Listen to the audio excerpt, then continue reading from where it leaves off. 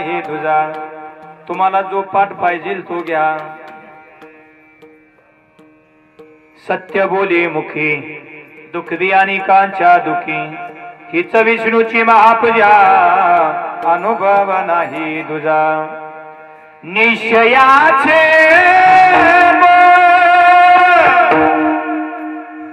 निश्चयाचे तुका म्हणे तेचे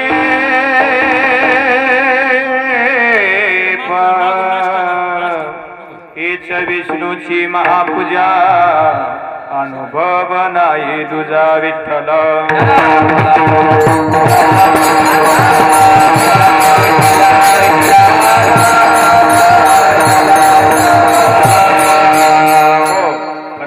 शिशौरी पांडुरंग मुरारी कमल नयन काना गोपिका चित्तरी प्रकट निकट शोभे रुक्मिणी रम्य वाणी सदैव लहासं विठ्ठलं चिन्तयामि। मायोग पीठे तटे मनद्धं वरं पुण्डरीकाय दत्तं समागत्य तिष्ठन्तं आनन्दकन्दं परब्रह्मलिङ्गं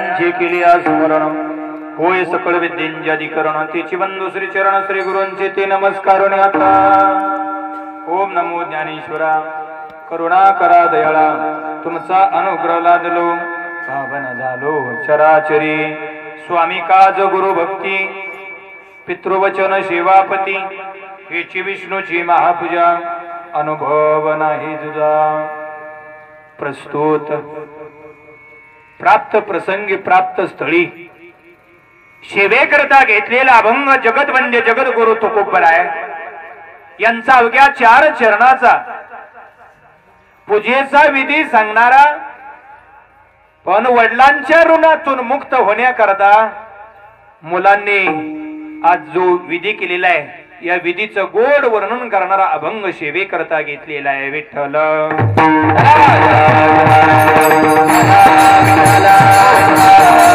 या अभंगाद्वारे श्री संत जगतवंद्य जगद्गुरु तुकोबराय तुम्हाला सामान्य जीवाला उपदेश करत असताना तुकोबराय बोलताय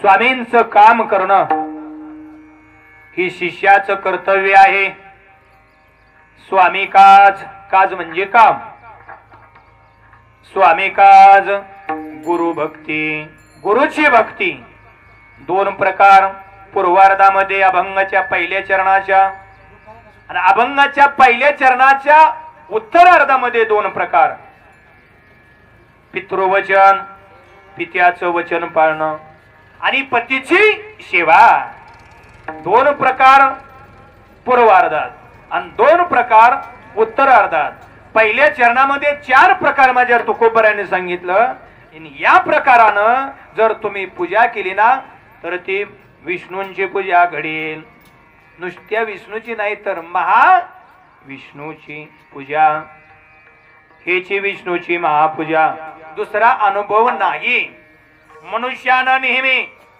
मुखाने सत्य बोलत राहावं सत्य बोले मुखे दुःखवी दुसऱ्याला जर दुःख झालं तर दुसऱ्याच्या दुःखामध्ये आपण दुःखी व्हावं दुःखवी अनेकांच्या दुःखी ज्याचा ज्याचा जसा जसा निश्चय असेल तसं फळ देणारा तो भगवान परमात्मा निश्चयाची बळ तुका म्हणे तिची फळ हीच विष्णूची महापूजा अनुभव नाही तुझा अभंगाचा सरळ अर्थ विठ्ठल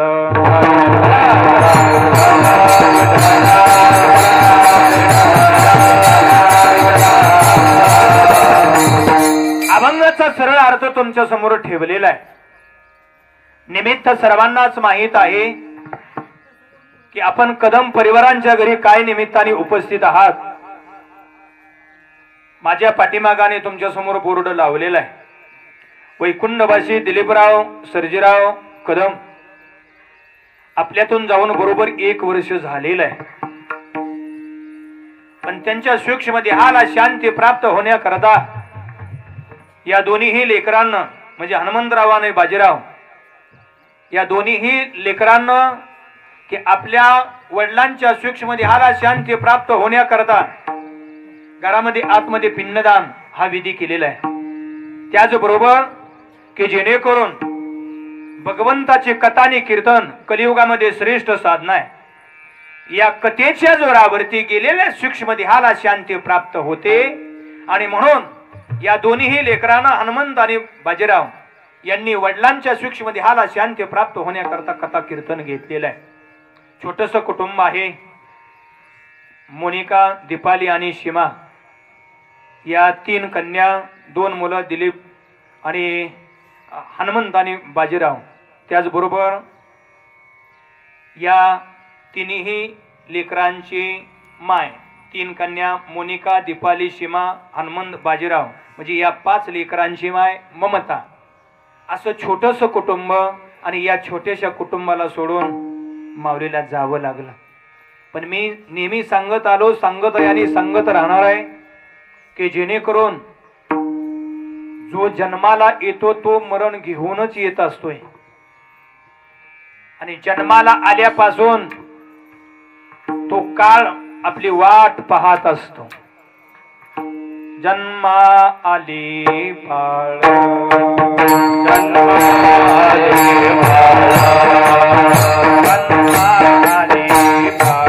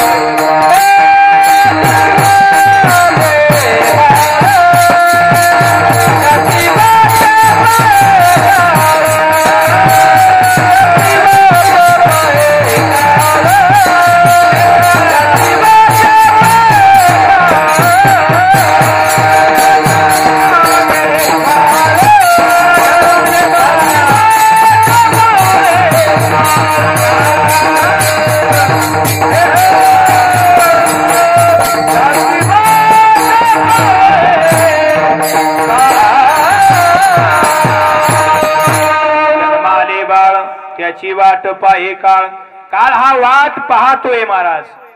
जन्माला आल्याबरोबर मरण हे निश्चित ठरलेलं आहे, एक ना एक दिवस येणार आहे. काळाने झडप घातली. वैकुंठवासी दिलीपराव सर्जेराव कदम यांच्यावरती, आणि तो काळ घेऊन गेलेला आहे. भयानक आहे महाराज. ज्याचं जळतं त्यालाच कळत असतंय दुःख किती आहे. आणि हा जो आजार आहे हा आजार भयानक आहे. व कॅन्सर सारखा जो आजार आहे ना अतिशय भयानक आहे. मी जवळकीनं मी पाहिलेला आहे. चंद्रेला जे हॉस्पिटल आहे कॅन्सरचं, 11 दिवस मी त्या ठिकाणी होतो. की हजारो विंचोचावलेल्या वेदना हे कॅन्सर झालेल्या व्यक्तीला होत असतात. माझ्या वडिलांना हाच आजार झालेला होता आणि त्याच्यामध्येच मावळे. आणि तोच भयानक प्रसंग वैकुंठवासी दिलीपराव सर्जेराव कदम यांच्यावरती आला. पण काही करू शकत नाही महाराज. हा जो जीवनाचा भोग जो आहे तो भोग त्याला भोगावा लागत असतो. कोणालाही चुकत नाही, देवादिकांना सुद्धा चुकत नाही. कर्माचा भोग केलेलं कर्म भोगावंच लागत असते महाराज. हे देऊर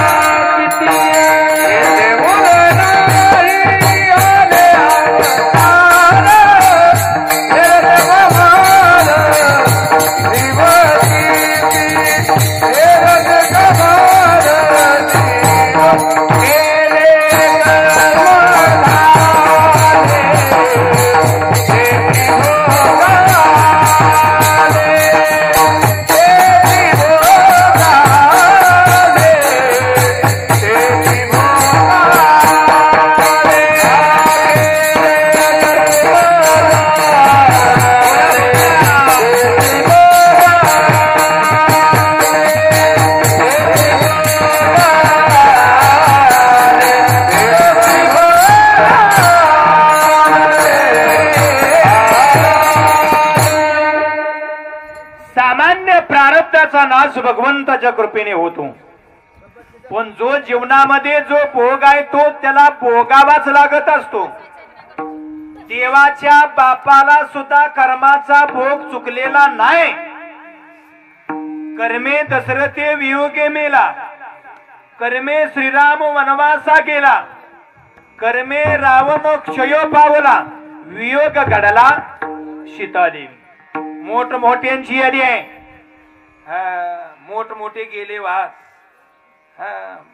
आपले काय महाराज आपण काही करू शकत नाही. आल्या वेळेला आल्या ठिकाणी जावं लागत असते.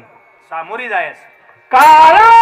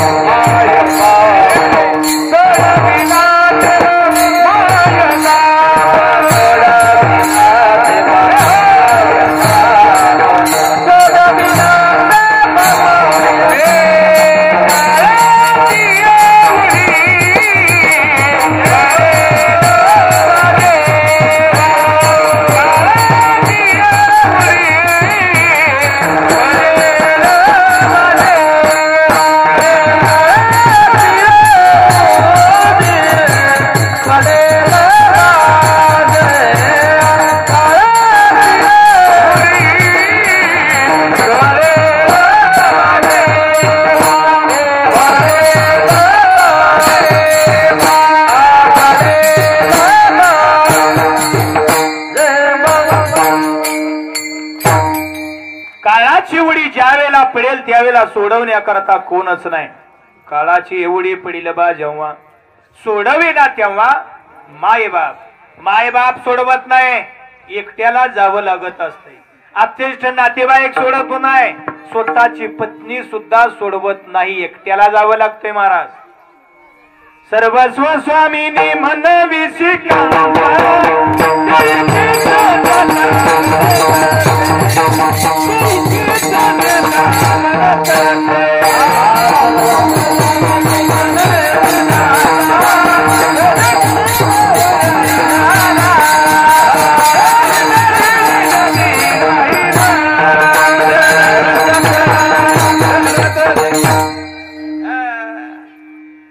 सर्वस्व स्वामीनी मनविसी कांता, तेही केस देता रडतशी, एक केस सुद्धा देत नाही. मायबाप लांब राहू द्या. यमाच यमदंड ज्या वेळेला डोक्यावरती बसतील त्यावेळे करता सोडवण्याकरता कोण नाही. यमाचे यमदंड बैसतील माता, तेव्हा तुझ रक्षिता कोण आहे? कोण सोडवू शकत नाही. सोडवणारा फक्त ब्रह्मांडाचा नायक मालक भगवान परमात्मा, त्याच्याशिवाय कोण सोडवत नाही.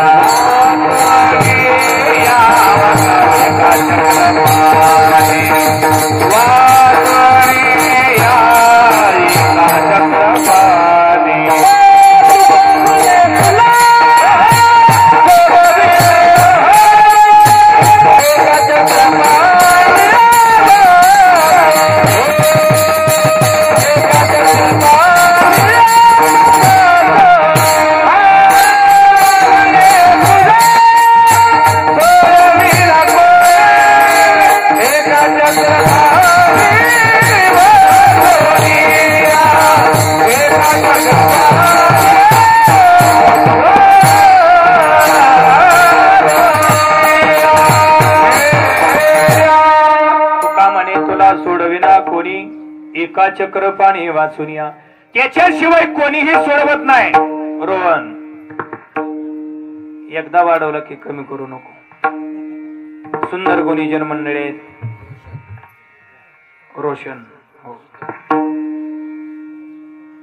मृदंगाचा बादशाह आमचे विजयजी महाराज जाधव संस्थापक, अतिशय गोड सर्व विद्यार्थी मंडळी या ठिकाणी पावले खेळतायत पाहता. त्यांना साथ देणारे त्यांचेच बंधुराज अंकुश महाराज जाधव हे आवर्जून या ठिकाणी उपस्थित आहेत. गायनाचार्य संगीत विशारद आमचे हनुमानजी महाराज कुंभार, गायनाचार्य हरिभक्ती परायण सचिनजी महाराज देशमुख, आणि गायनाचा बादशाह भीष्माचार्य आमचे दादा. या वयामध्ये सुंदर असे ठाईची चाल सुरुवातीला म्हटले. तात्यांची माझी पहिलीच भेट आहे ना, त्याच्यामुळे ती लक्षात येत नाही. एक दोन आता राहील संघटित नाही टेन्शन. हा छान विनकरी बाबा. आणि आवाज इथपर्यंत पोहोचवण्याचं काम रोशन भैयाचं. त्याचबरोबर आता हे समोर जे व्हिडिओ शूटिंग चाललेले ते आपले नात्यापुत्याचे ओम साई यश, अतिशय सुंदर या ठिकाणी त्यांची व्हिडिओ शूटिंग चाललेले. नंतर आपल्याला मोबाईलवरती हे कीर्तन पाहायला युट्यूबला मिळेल. विडाला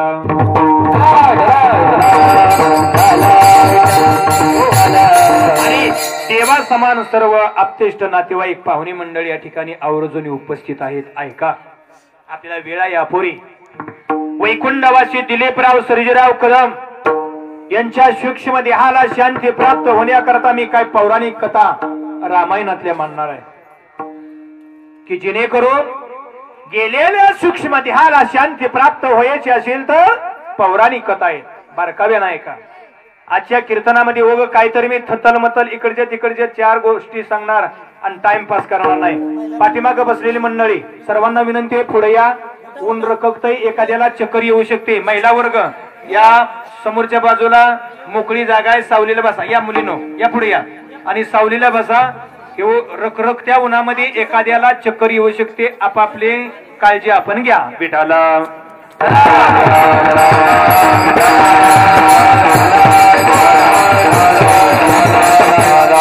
12:05 आपल्याला पुष्पवृष्टी करायची. बारकाव्या नाही का? मी दिलीप रावांच्या सूक्ष्म देहाला शांती प्राप्त होण्याकरता पौराणिक रामायणातली कथा मानतो. स्वामी म्हणजे आता स्वामी मध्ये प्रकार आहेत बर. रंगनाथ स्वामी, जयराम स्वामी, रामदास स्वामी. तसे माझे राम प्रभू एक स्वामी. हा रोशन आता बरोबर ओके लागले. असं ठेव. फ्रेश देवढा आवाज देता येईल. तुझंच नाव लौकिक होणार आहे युट्यूबला. विडाला विडाला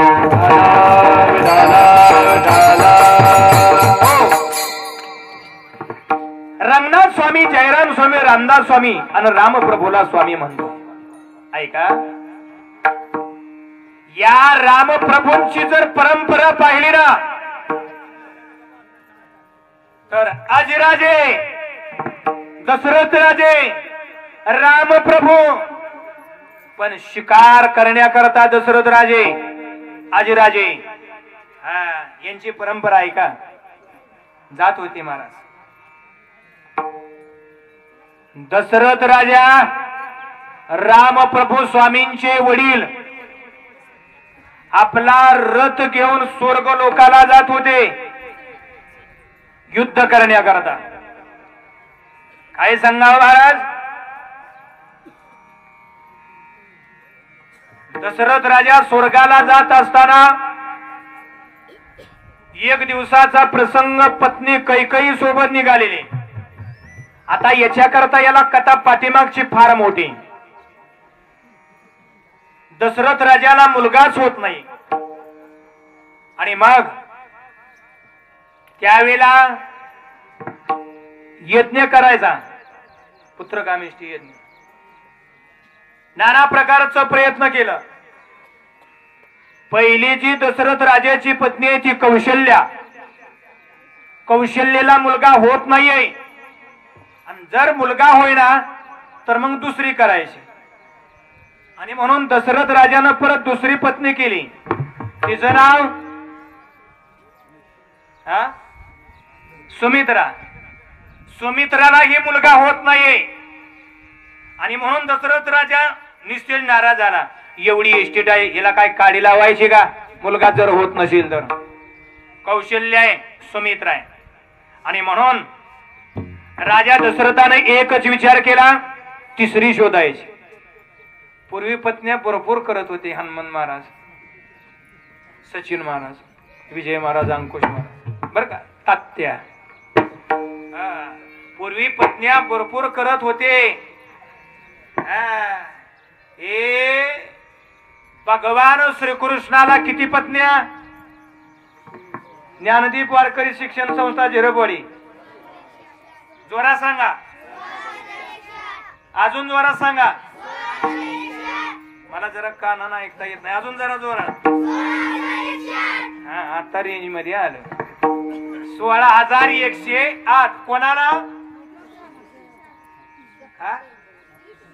भगवान श्रीकृष्णाला. बर, भगवान श्रीकृष्णाही पेक्षा 5 पट पत्न्या राजा रावणाला होत्या. 16 पंचे 80,000 पत्न्या. पूर्वी बरेच लोक पत्न्या भरपूर करायचे. एक जणांनी मला विचारलं, महाराज जर राजा रावणाला 80,000 पत्न्या, एवढ्या पत्न्याला तो साड्या कवा घेत असेल? म्हणलं त्याला जाऊन विचार. कोणी काय विचारलं? एकानं तर विचारलं, महाराज राजा रावणाला 10 तोंड आहेत, मग तो एका अंगावर झोपत असताना 9 तोंड कुठं ठेवत होता? आहे का? काय माणूस विचारल? हे तसल्याला उत्तर खोडीला खोडील द्यावं लागतं. हे त्याला सांगितलं बाबा तो झोपायच्या डोक्याच्या दोन्ही बाजूला एक एक परसाचा खड्डा खोदलेला, एका अंगावर झोपत असताना 9 तोंड खाद्यात घालत होता. जशाला तसं उत्तर द्यावं लागत असतं बिडाला.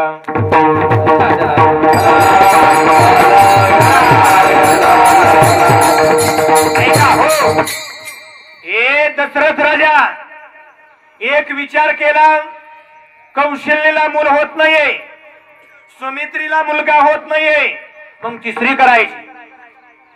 आणि म्हणून अश्वपिता नावाचा राजा आणि त्याची मुलगी कैकई. कैकईच्या वडिलाचं नाव अश्वपिता बारकाव्यानं आहे का, आणि कैकईच्या मायचं नाव मालती. मी पौराणिक दृष्टांत सांगतोय का, हा दृष्टांत तुम्हाला जड वाटेल, पण गेलेल्या सूक्ष्म देहाला शांती प्राप्त होण्याकरता आणि आपल्या जीवनाचं सार्थक होण्याकरता रामायण ही कथा कलियुगात श्रेष्ठ आहे. वेडाला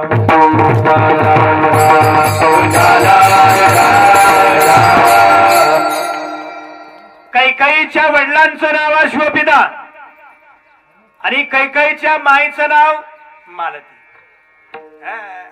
काय सांगावं, दशरथ राजा अश्वपिताचे समोर समोर, राजे तुम्ही राजे आहात तसं मी हे राजाच आहे, पण तुमची उपवर म्हणजे लग्नाच्या वयात आलेली कन्या कैकई आणि ती मुलगी तुम्ही मला द्या.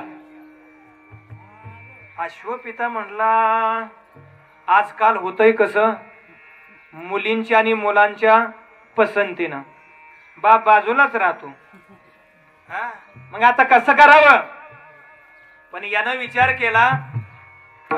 दशरथ राजानं सांगितलं, इमानदारीनं सांगतो माझी 2 लग्न अगोदर झालेली आहेत, आणि हे दुसवट्याच्या जाग्यावर जायचंय. तिसरी मुलगी, 2 लग्न कौशल्या सुमित्रा आणि ही तिसरी कैकई करायची. उघड सांगतोय, पसंत आहे का, मी राजा आहे, द्यायची का. त्यांना मूल होत नाही म्हणून हिला कैकईला करायची. बर, आता अश्वपिता म्हणला आपलं गोड बोलून लावलेलं बरं, 2 अगोदरच्या आहे त्या आणि ही तिसरी देणं योग्य आहे का, पण गोड बोलून लावणं.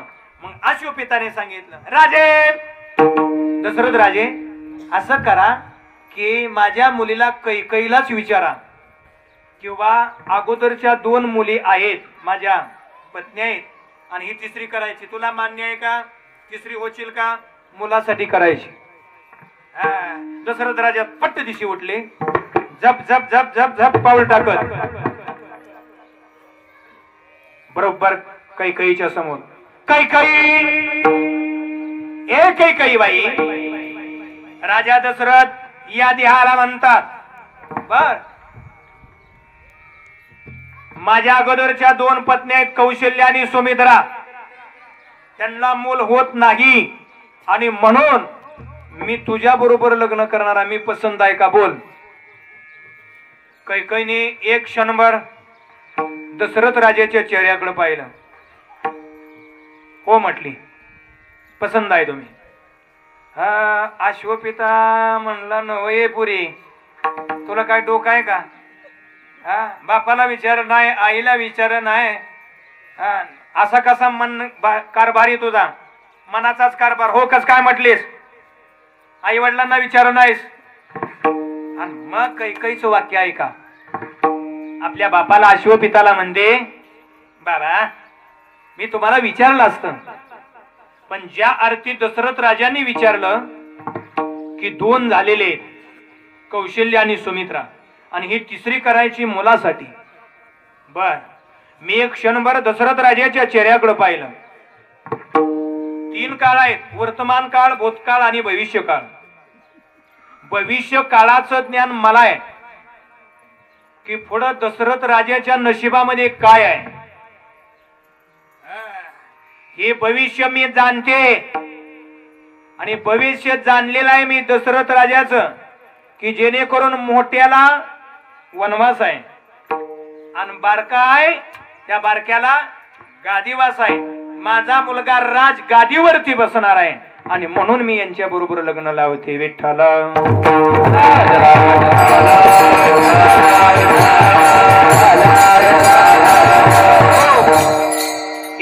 म्हणून कैकई बरोबर दशरथ राजाने लग्न लावलं. भविष्य जाणत होती. दशरथ राजा स्वर्ग लोकाला युद्ध करण्याकरता जात होती. आता दशरथ हे नाव का पडलं तर 9 रथ खालून निघाले आणि 10व्या रथावरती दशरथ हा मुलगा आला आणि तो रथ थांबला म्हणून तो रथ आहे आणि रथावरती 9 गेले आणि 10वा आला म्हणून त्याचं नाव दश अधिक रथ म्हणून दशरथ असं पडलं. वेडाला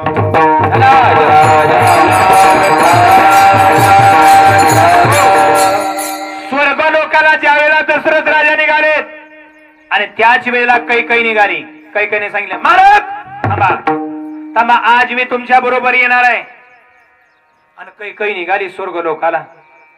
युद्ध चालू आहे आणि युद्ध चालू असताना समोरच्या युद्धानं दशरथ राजाच्या रथाचा सारथी उडवला. उडवल्याबरोबर रथ डळमळू लागला आणि सारथी खाली पडला. तेवढ्यात इंद्रानं आपल्या पसला जो सारथी आहे तो दशरथ राजाकडे पाठवला.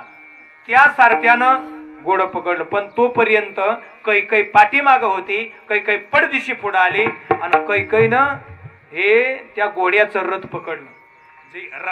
घोड्याचं दोर पकडलं. दोर पकडल्याबरोबर तो सारथी आला आणि कैकईला सांगितलं तुम्ही मागे जावा. माग कैकई आली आणि परत युद्धानं परत बाण सोडला. बाण सोडल्याबरोबर एक विचार केला की असं नाही, आता या रथाचं चाक, आता बरेच म्हणतात कणा, दशरथ राजाच्या रथाचा कणा मोडला नाही. कणा मोडत नाही, कणा आता असतोय. हे चाक बाहेर जाऊ नये म्हणून तात्या बाहेरनं त्याला एक खेळा लावलेला असतो. त्याला काय म्हणतात तुमच्याकडं? कुणी. ती कुणी समोरच्या युद्धानं कुणी उडवली आणि कुणी उडवल्याबरोबर चाक बाहेर जाऊ लागलं. त्यावेळेला कैकईनं आपला हात कण्यामध्ये घातला नाही. हा जो बुंदा आहे हाताचा, तो हाताचा बुंदा बाहेरून कोणीच्या जागेवर असा फिट्ट धरला. चाक यायचं आणि बरोबर आदळायचं, परत मागं सरायचं, आदळायचं हाताला. असं करून दशरथ राजानं युद्ध जिंकलेलं आहे महाराज. आणि पाठीमागं पाहिलं कैकई शाबास शाबास कैकई. सारथी मारला त्यावेळेला सारथी झाली. एक कुणी उडवली त्यावेळेला स्वतःने हातानेच पकडलं. चल मी प्रसन्न आहे, माग तुला काय मागायचं असेल. कैकई म्हणली आताच नाही, एपडी करून ठेवते, परत कामाला येईल. आता लगेच कशाला, पुढं कामाला येईल. आणि ती एपडी कैकईने करून ठेवली आणि पुढं रामायण घडलं. वेढाला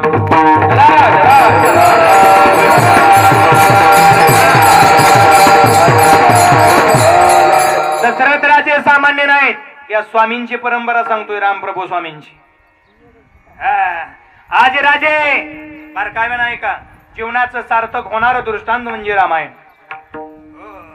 हे आज राजे शिकार करण्याकरता निघाले आणि शिकार करत असताना संध्येची वेळ झाली. म्हणजे दशरथ राजांचे वडील, संध्येची वेळ झाली आणि संध्येची वेळ झाल्याबरोबर पाण्याचा झरा वाहतोय. आता बरं इकडं गोपाळ वगैरे पाऊस चांगला झाला, बरं वाटलं मला. नाहीतर दुष्काळी भागाव. हे तसं झरा वाहतून झऱ्याचे शेजारी आज राजा दशरथ राजांचे वडील रामप्रभू स्वामींचे आजोबा. संध्येची वेळ झाल्याबरोबर झऱ्याच्या कडेला बसले. झऱ्यातलं वंजळीत पाणी घेतलं पप्पू महाराज आणि जमिनीवरती ठेवलं. परत दुसरी वंजळ घेतली, परत जमिनीवरती टाकली. तिसरी वंजळ घेतली, परत जमिनीवरती टाकली. आणि चौथी वंजळ घेऊन माग टाकणार. बारकाव्या नाही का. त्यावेळेला राजा रावण एक विचार केला, आज राजाची नगरी जिंकायची. आणि म्हणून आज राजाच्या नगरीच्या गेटच्या समोर रखवालदारांनी आडवलं. कोण? ए नमुनियानो, रावण म्हणतात मला, नाव माहित नाही का तुम्हाला? Get out. सरा बाजूला. ए रखवालदार म्हणली, अहो रावणजी तसं नसतं बोलायचं. कशा करता आलाय? तुमचा मालक तुमचे आजराजे कुठे आहेत? आजराजे आत्ता शिकार करण्याकरता गेले. असं कुठल्या दिशेने गेले? ती दिशा दाखवली आणि राजा रावण त्या दिशेनं बरोबर गेले. तर आजराजा जरेच्या कडला 3 ओंजळी पाणी जमिनीवरती सोडलेलं आहे. राजा रावण पाठीमाग येऊन उभं राहिलेले आहेत आणि 4थी ओंजळ आजराजांना अशी पाठीमाग टाकली. पप्पू महाराज अशी पाठीमाग टाकली. पाठीमाग कोण? राजा रावण. राजा रावणाच्या अंगावर पाणी पडल्याबरोबर चवताळलं ना ते. कुणी राजा केला? आजराजा. मी चांगला पंडित आहे आणि खरं जुन्या काळातलं पंडित आहे. ब्राह्मण आहे राजा रावण, सामान्य नाही. मला ही विधी येतो, पूजा चांगली येते. पाठीमाग पाणी टाकलं, कारण काय? आणि म्हणला पूजा होईपर्यंत बोलू नाही, विक्षेप नको नाही. पूजा झाल्याबरोबर राजा रावण समोर आला. आजराजानं बघितलं. नमो नमः. नमो नमः. कोण? राजा रावण. तुम्ही? आजराजा. बर. काय काम काढलं? ती कामाचं जाऊ दे. 3 वेळेला पाणी समोर जमिनीवर टाकलं, 4थ्या वेळेला माग पाणी टाकलं, याचं कारण काय? आजराजा म्हणला, रावणा कळणार नाही तुम्हाला. काय? का? याचं कारण लय मोठं आहे. काय? काही अंतरावरती डोंगर जवळ आहे आणि खरंच तुमच्या दरेवाडीला, म्हणूनच गावाचं नाव दरेवाडी पडलं. बाजून सगळ्या दर्याच आहेत. हे अशी भली मोठी दरी आहे आणि त्या दरीमध्ये एक गाई चरते. बारकाया नाही का? बर, ते गाई चरते आणि त्या गायीवरती भयानक असा एक वाघ टपून बसलेला आहे. काही क्षणामध्ये संपवणार आहे. आणि म्हणून 3 वेळेला जमिनीवरती पाणी सोडलं आणि 4थ्या वेळेला पाठीमाग पाणी टाकलं. याचं कारण हे, या पाण्याचं हजारो बाण तयार होणार आहेत आणि त्या वाघाला लागणार, वाघ मरून पडणार आहे आणि गायीचं संरक्षण होणार आहे. आणि म्हणून मी हे 4थ्या वेळेला पाणी माघारी टाकलं. राजा रावण म्हणला, मला बोलावतो काय?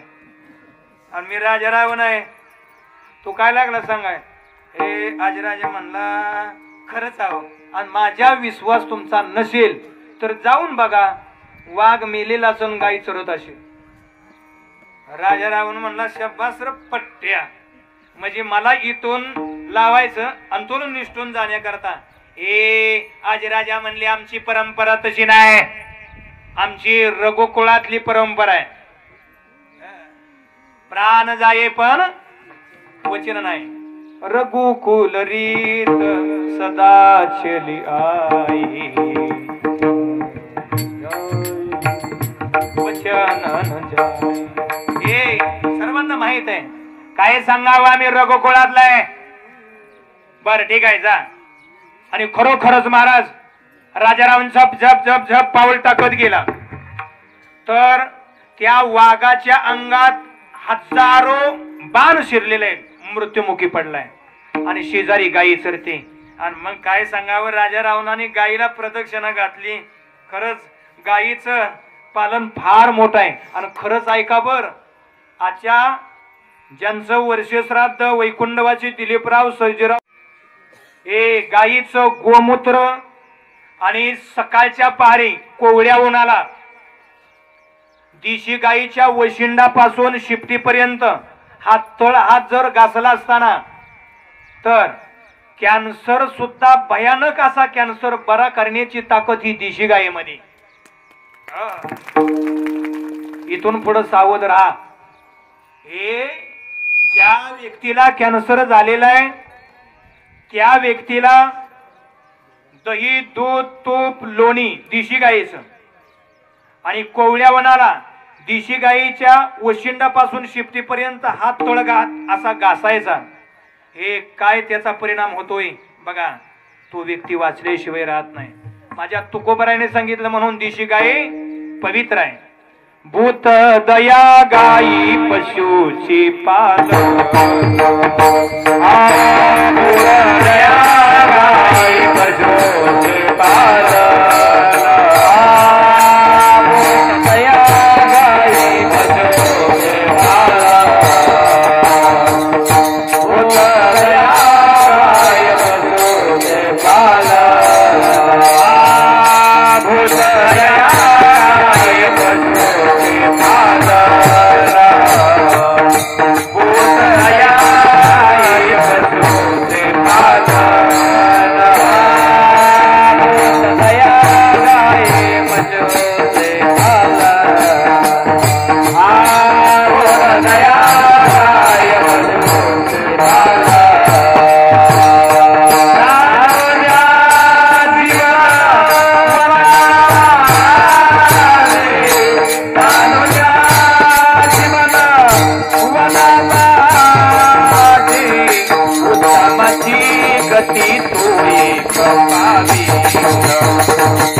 उत्तमाची गती तुई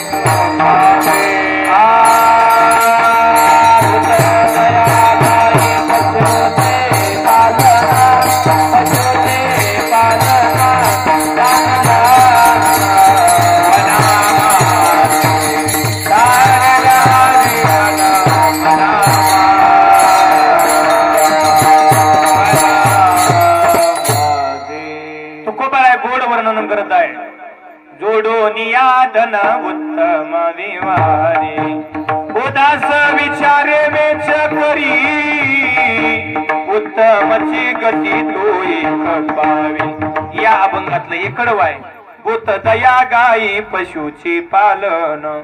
मी का ही पौराणिक दृष्टांत मानतोय ऐका। आपल्या जीवनाचं सार्थक आहे गेलेल्या सूक्ष्म देहाला शांती प्राप्त होते। आताच्या कीर्तनातनं भयानक कालवा निघाला। पौराणिक कथा श्रीमद भागवत नाही, कथा कल्पतरू नाही, चंद्रकांत नाही, महाभारत नाही, रामायण नाही, उग आईचे वडिलांचे काव्य कथा रचिव काहीतरी मांडायचं टाइमपास करायचं ही माझ्या बुद्धीला पटत नाही। की जेणेकरून मालक कथा कीर्तन ठेवतो कशा करता की जेणेकरून गेलेल्या सूक्ष्म देहाला शांती प्राप्त व्हावी, आपल्याला त्याच्यातलं काहीतरी समाधान मिळावं याच्याकरता ही सार कथा आहेत रामायणातल्या। बेठाला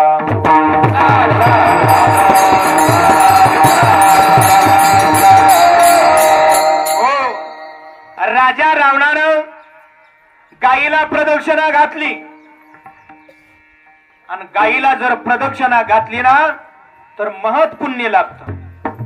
गाईला प्रदक्षिणा घातली, वाघाकडे बघितलं, जाताना राजा रावण अहंकारानं गेलेला, फुगिरीनं गेलेला, पण जसं का त्या वाघाच्या अंगात हजारो बाण जसं बघितलं, वाघ मेलेला जसा बघितला तसा राजा रावण आजराजाच्या समोर आजराजानं परत नमन केलं, नमो नमः। परत सचिन महाराज राजा रावण म्हणला नमो नमः। वाघ कोण? ह्यो म्हणला आता जास्त आगाऊपणा जर आजराजाच्या समोर करावा, वाघाकडे बघितलंय, इथनं या आजराजानं पाणी टाकलेलं, इथल्या पाण्यानं जर तिथला वाघ जर मरत असेल तर इथं आपण समोर आहे, आपल्याला सरपान गोळा करायची सुद्धा गरज नाही, म्हणून नीट उभं राहिलं राजा रावण। म्हणला इथं आगाऊपणा चालणार नाही। आजराजा म्हणले रावणजी कशा करता आलता? आजराजा म्हणला काय नाही, आपला उगच आलो होतो, आता खरं सांगून करतोय काय? खरं जर सांगितलं त्यानं बघितलं वाघ मेला तशी आपली परिस्थिती आहे। विठाला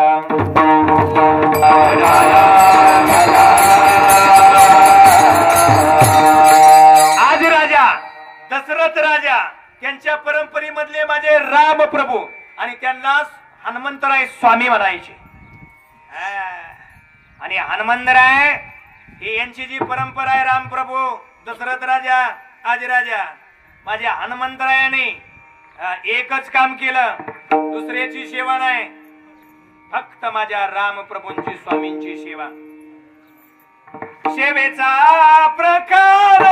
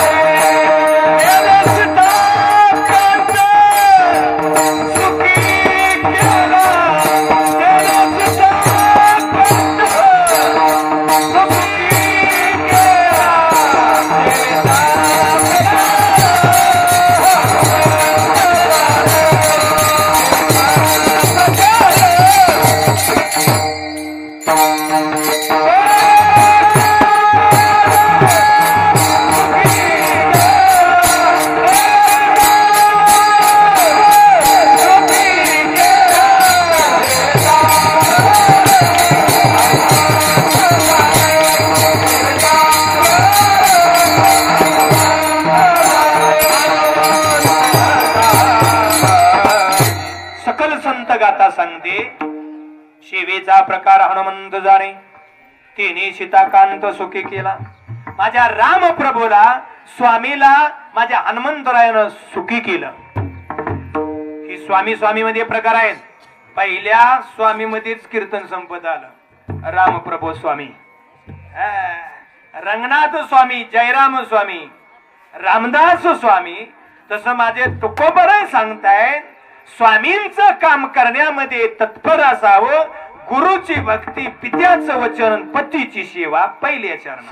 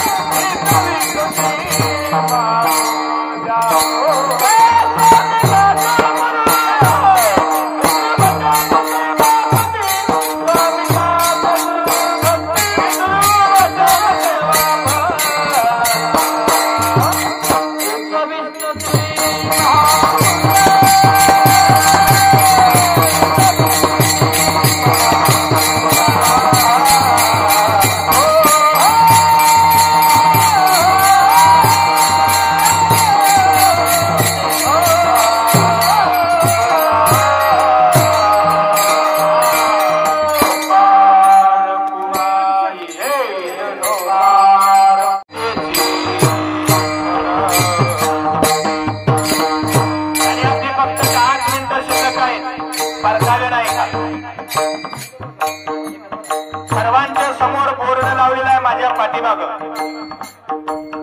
वैकुंठवासी दिलीपराव सर्जेराव कदम माळीला जाऊन बरोबर 1 वर्ष झालेला आहे. असणारी लेकरं मात्र वनवाशी. एवढा मोठा हा बंगला बनला, त्या बंगल्याचं सुख नाही माझ्या राजाला घेता आलं. दिलीपरावांना हनुमंतराव आणि बाजीरावांनी एवढा हा बंगला बांधलेला, त्या बंगल्याची वास्तुक शांती पाहायला पाहिजे होत. या बंगल्यामध्ये राहायला पाहिजे होतं. अपेक्षा इच्छा प्रत्येकाला असते महाराज, पण त्या आजच्या काळाच्या पुढं कोणाचं काय चालत नाहीये. या दोन्ही लेकरांना हनुमंतराव बाजीरावांना वनवासी केलं, पण तरी सुद्धा जड अंत करून आपल्या पित्याच्या ऋणातून मुक्त होण्याकरता हे सर्व विधी व्यवस्थित पार पडलेला आहे. काय सांगणार महाराज, ज्याचं जळतंय त्यालाच कळत असतंय. वडील कसले असू द्या महाराज, नुसते दारात बसलेले असले ना तरी मुलांना ते टॉनिंग असतं. टॉनिंग काय काम नाही करू द्या महाराज, पण मुलांना जर आपल्या वडिलांच्याकडे पाहिलं, वडिलांनी जर मुलाकडे पाहिलं तर सतेज असं वाटत असतं, प्रसन्न वाटत असतं. पण कायमचा हा वडिलांचा आधार मावळला लेकरांचा. असणाऱ्या या 3 कन्या मोनिका, दीपाली, शिवा काचेच्या भांड्यासारखं अंतःकरण असतंय महाराज. ज्या वेळेला मुलगी नंदाईला निघते असाच म्हणणं जन्मदात्या बापानं लेकी करता घातलेला असतो. स्टेजवरती मुलगी उभी आहे आणि शेवटच्या मंगलाष्टकेला सुरुवात झाल्याबरोबर मुलीच्या डोळ्यातून अश्रूच्या धारा वाहत आहे. देवा, आजपर्यंत माझ्या जन्मदात्या बापान रक्ताचं पाणी केलं, हाडाची काळं केली, लहानाचे मोठे केले. माझ्या बापाच्या पायाला धड चप्पल मिळाली नाही, धड कपडा मिळाला नाही, पण माझ्या जीवनात मला काहीच कमी पडू दिलं नाही. त्या जन्मदात्या मायच्या जन्मदात्या बापाच्या कुशीतून मला तर जावं लागतंय. मुलीच्या डोळ्यातून अश्रूच्या धारा वाहत आहेत. स्टेजवरून खाली मुलगी येते, बहिणीच्या गळ्यामध्ये घट्ट मिठी मारते. ताई रे, आपला खेळ संपला, मी निघते आता. पाठीमागचा भाऊ मागो उभा असतोय, भावाच्या गळ्यामध्ये घट्ट मिठी मारते. दादा, निघाली तायडी. रक्षाबंधनच्या भाऊबीजीच्या सणाला विसरू नको रे दादा. निघते जडांत करून करत. पुढे गेल्याबरोबर कोपऱ्यामध्ये जन्मदाती माय असते. मायच्या डोळ्यातून अश्रूच्या धारा वाहत असतात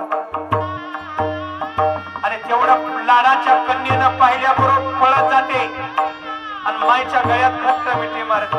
आई ग, आई, मी निघते आता. आई, आई रानावर होत. आई रडते, मुलगी रडते.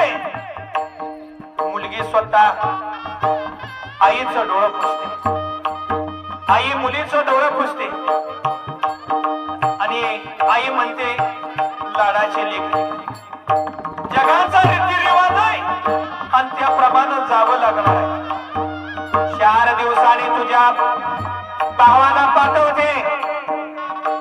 आज याच कदम परिवारांच्या मधील माय ममता जर हनुमंताने बाजीरावला म्हटले ना, जा बहिणीला घेऊन, नाही भाऊ गेला तर तुझ्या जन्मदात्या बापाला आणायला पाठवते. आज हे बोलणं शून्य होणार आहे या कदम परिवारांचं. भयानक आहे महाराज. ज्याचं जळतंय त्यालाच कळत असतंय दुःख आहे. माईच्या गळ्यातून गळा काढते मुलगी, पुढे चलते. जन्मदाता बाप रस्त्यावरती उभा असतोय आणि प्रत्येकाला हात करतो. पायात चप्पल नाही, कपडा फाटलेला आहे, दाढी वाढलेली तरी स्वच्छ अंतकरणाने सर्वांना हात बाप करतोय. ऐका, माझ्या गरीबाच्या मुलीच्या लग्नाला आला आशीर्वाद देण्याकरता. बरं झालं, बरं झालं, मला कौतुक वाटतंय तुमचं. बरं झालं, गरीबाच्या मुलीच्या लग्नाला आला. एवढ्या मुलीनं पाहिलंय, बापाच्या पायाला चप्पल नाही, कपडा धड नाही, दाढी सुद्धा माझ्या बापानं माझ्या लग्नात केलेली नाही. मुलगी पळतच येते, बापाच्या गळ्यामध्ये घट्ट मिठी मारते.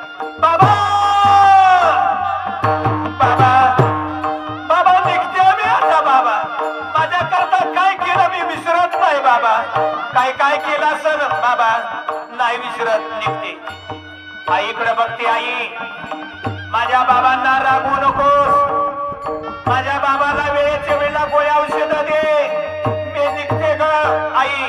तुमचं जर भांडण लागलं तर भांडण मिटवण्याकरता मी होते, तुमच्या दोघांच्या मध्ये तिसरी मी निघाली आहे. माझ्या बाबांच्या वरती लक्ष ठेव, निघते मी. कन्या सासुराशी नाही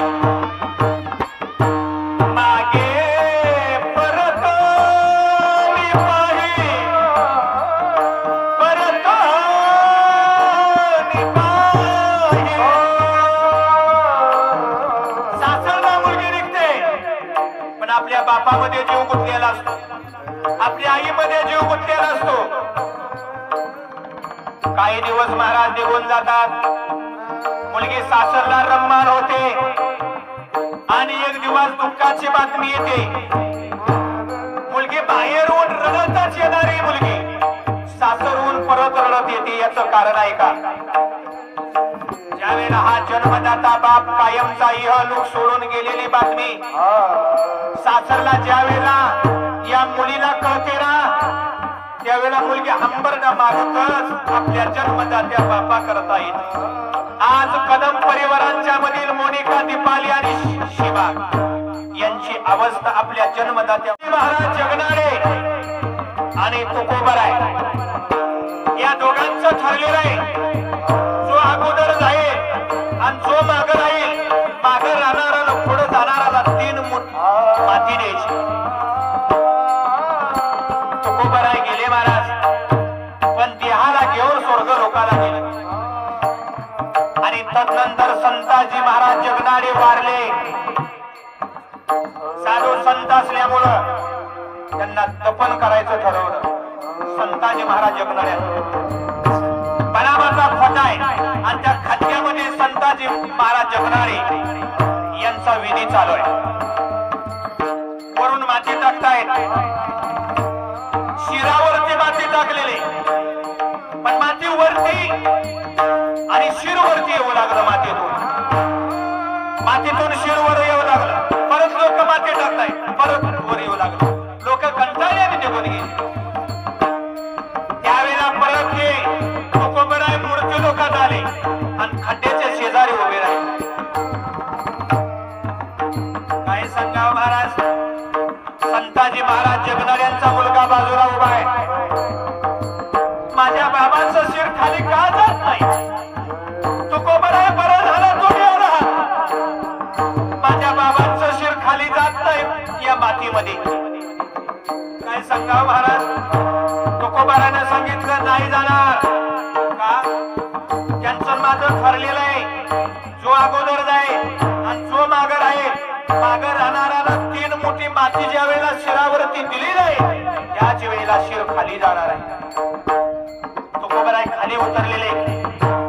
संताजी महाराज जगनाडे यांच्या शिरावरती 3 मोठी माती दिल्याबरोबर शिर कायमच खाली गेलेला आहे. मला सांगायचा मुद्दा एकच आहे, तुकोबराय स्वर्गातून खाली 3 वेळेला आले, पण वैकुंठवासी दिलीपराव सर्जेराव कदम हे खाली येणार नाही, जिवंत होणार नाही.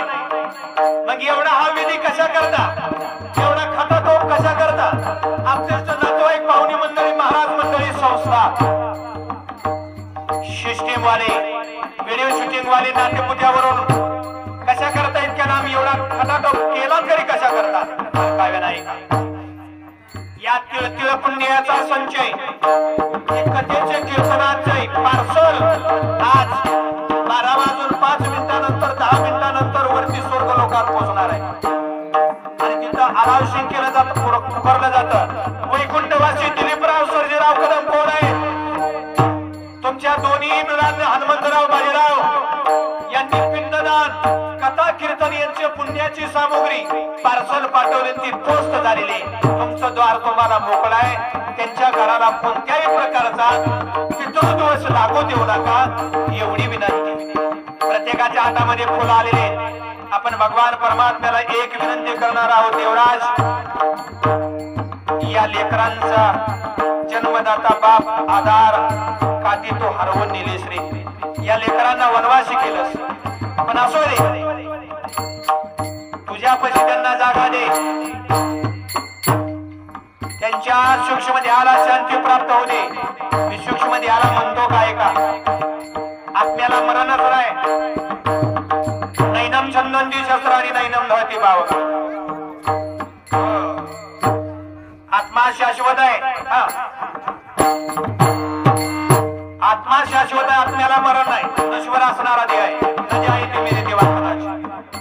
मग सूक्ष्म देह दोन देह आहे, एक स्थूल देह आहे. या स्थूल देहाची कुठभर राख होती आणि सूक्ष्म देह हा वरती जातोय. आणि त्या सूक्ष्म देहाला शांती प्राप्त व्हावी दिलीपरावांच्या त्यांचा मार्ग त्यांना मोकळा करून द्या. आमच्या हातातलं तीळ पुण्याचा संचय तुम्हाला देतोय. आणि याच घराण्यामध्ये कदम परिवाराच्या मध्ये वैकुंठवासी दिलीपराव सर्जेराव कदम यांना परत एकदा मनुष्य देह मिळावा, त्यांच्या सूक्ष्म देहाला शांती प्राप्त व्हावी एवढी विनंती करणार.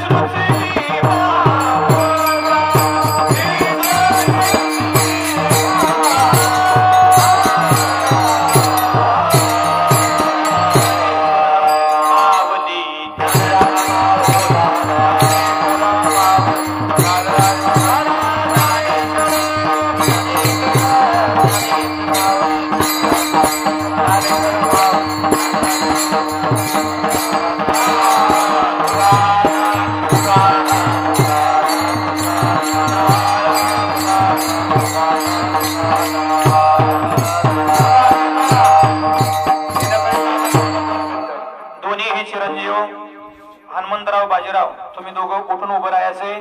तुमच्या तिन्ही बहिणी मोनिका दीपाली सीमा यांनी फोटोच्या समोर यायचे. तुमच्या माईला ममताबाई यांनाही फोटोच्या समोर आणा. शेवटचं दर्शन आपल्याला वडिलांचं घ्यायचं आहे. कदम परिवार सर्वच समोर यायचे. बसलेल्या मंडळींनी सर्वांनी कुठून उभं राहा. पाठीमाग असणारे